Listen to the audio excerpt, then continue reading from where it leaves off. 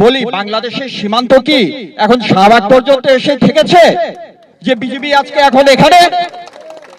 আমরা তীব্র নিন্দা জানাই এবং প্রতিবাদ জানাই এবং তাদেরকে প্রত্যাহার করার দাবি জানাই। ছাত্ররা যে কাজটা করেছেন সেটা হয়েছে মুক্তিযুদ্ধের বয়ানটাকে তারা নিজেদের দখলে নিয়ে নিয়েছেন।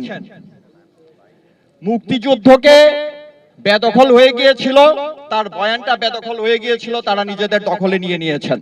এটা একটা বিরাট অর্জন এবং আমার বিশ্বাস 52 ভাষা আন্দোলন তার যেরকম একটা রাজনৈতিক ফলাফল ছিল অতি উচ্চ পর্যায়ে, এবারের এই আন্দোলনের ফলাফল একই রকম হবে না, কিন্তু তার একটা সুদূর প্রসারী প্রভাব এখানে কিন্তু ঘটবে।